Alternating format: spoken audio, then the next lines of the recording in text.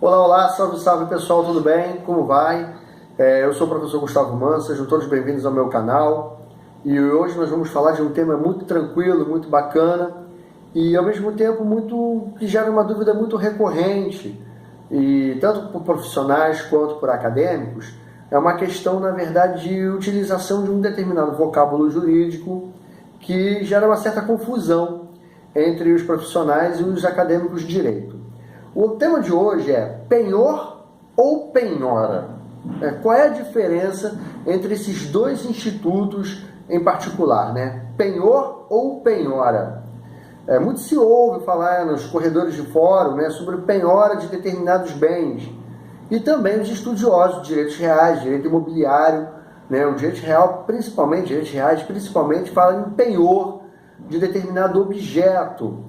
Então, nesse vídeo de hoje, bem simplesinho, bem tranquilo, eu vou tratar tanto do tema dos direitos reais, quanto do tema do direito processual civil.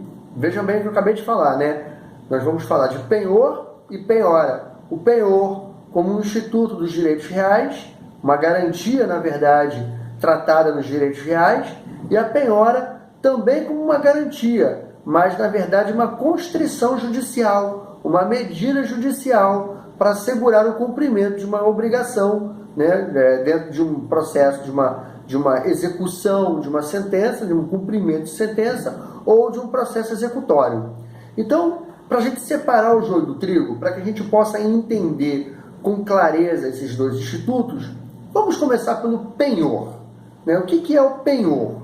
Muito se fala em penhor, mas vamos entender exatamente de uma forma muito simples, de uma linguagem bem tranquila, o que é esse instituto que está previsto inicialmente no artigo 1225, inciso 8º do Código Civil Brasileiro. Artigo 1225, inciso 8º do Código Civil Brasileiro. E aí, se a gente for lá no artigo 1225, hoje eu estou com o livro aqui, estou com o código aqui, para a gente poder trabalhar o nosso estudo, fazer o nosso roteiro de estudo com mais tranquilidade. Vejam bem, olha lá. Dos direitos reais, artigo 1225 são direitos reais. Aí começa, inciso 1º, a propriedade, inciso 2º, a superfície, 3º, as servidões, 4º, usufruto, 5º, uso, 6º, a habitação, 7º, o direito do promitente comprador, né? Nós já temos um vídeo aí no canal, coloquei já um vídeo falando sobre os direitos do promitente comprador do imóvel, e aí vem finalmente o inciso 8º, o penhor. Então o penhor, ele começa a surgir como garantia do direito real a partir do artigo 1225, inciso 8º do Código Civil Brasileiro. Partindo do artigo 1225, nós vamos para o artigo 1431. O artigo 1431, está lá, seção 1 da Constituição do Penhor. O artigo 1431, ele diz lá, né, constitui-se o penhor pela transferência efetiva, quer dizer, efetivamente transferindo a posse que garantia do débito ao credor ou a quem o represente faz o devedor ou alguém por ele de uma coisa móvel suscetível de alienação.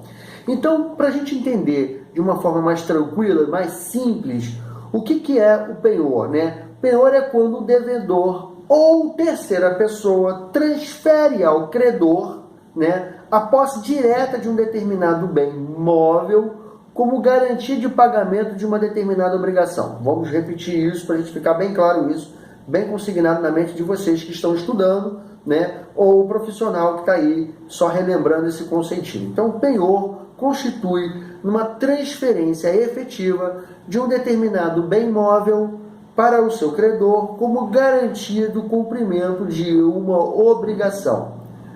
Normalmente, vamos passar isso para uma visão um pouco mais prática do que seja isso.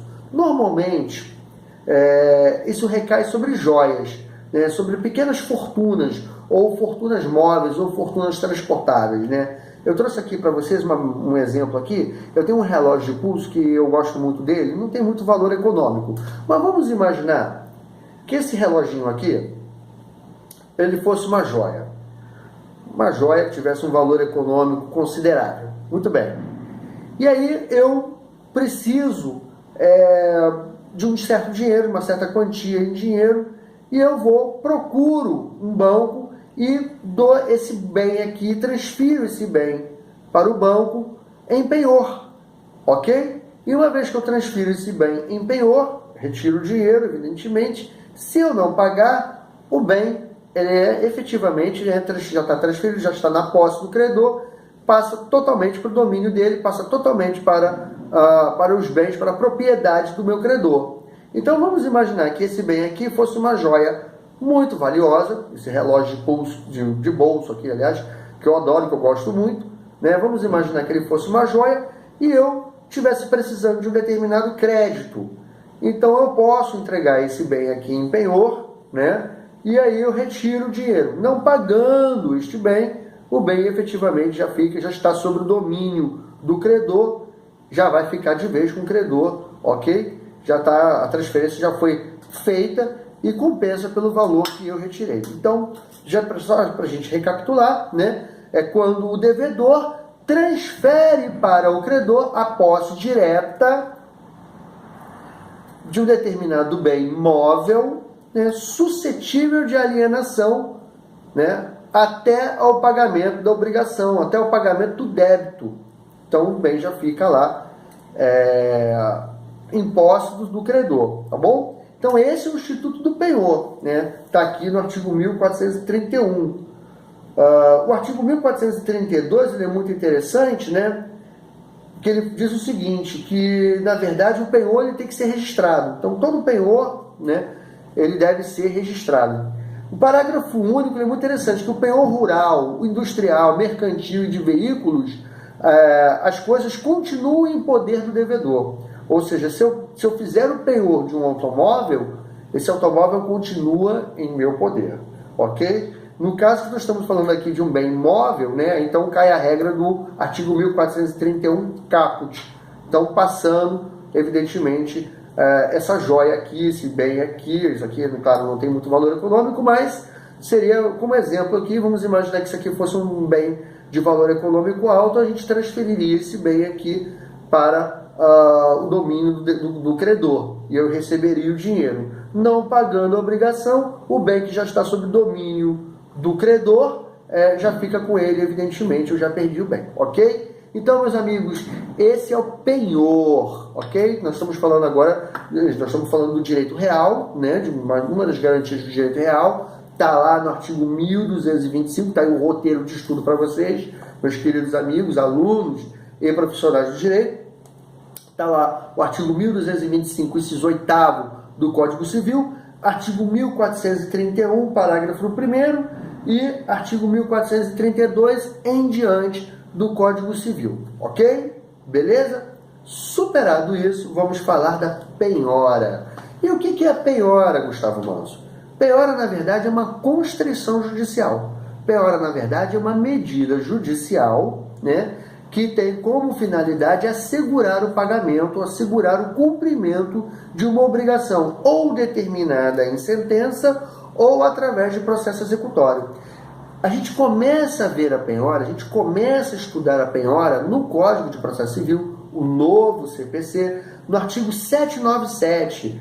Está lá, título 2º, artigo 797, das diversas espécies de execução. Aí você tem o caput do artigo 797, né, resultando casos de insolvência do devedor, começa lá as obrigações, a execução, e no parágrafo 1º, recaindo mais de uma penhora sobre o mesmo bem. Então, nós vamos recapitular o nosso roteiro de estudo, né? Falamos do penhor 1225, inciso 8º do Código Civil, né? 1431 em diante do Código Civil, e agora nós estamos no Código de Processo Civil, o novo CPC de 2015, e aí a penhora, que trata-se de uma constrição judicial, ela começa a surgir. Na verdade, ela vai do 797, você fala em penhora, do 797 até o 869. Né? Até o 869 a gente trata de penhora no novo Código de Processo Civil. Mas a partir do 797, título 2º, diversas espécies de execução, nós já começamos aqui. E aí temos ali, no artigo 831, seção 3 do novo Código de Processo Civil, aí você trata da penhora exclusivamente, no capítulo próprio, seção 3, da penhora, do depósito e da avaliação, ok? Então, a partir do artigo 831, ela já começa a ser vista no 797, mas a partir do artigo 831, seção 3, do novo Código de Processo Civil, a penhora, você tem aí as várias modalidades de penhora, né? Mais adiante você vê, por exemplo, olha só, no artigo 845, fica de roteiro também, né? Do lugar e da realização da penhora. No artigo 855, da penhora de créditos, né? Do artigo 861, da penhora das cotas de ações de sociedade personificadas. Então, o artigo 862, da penhora de empresas e outros estabelecimentos e de semoventes. E daí por diante, vai até o 869.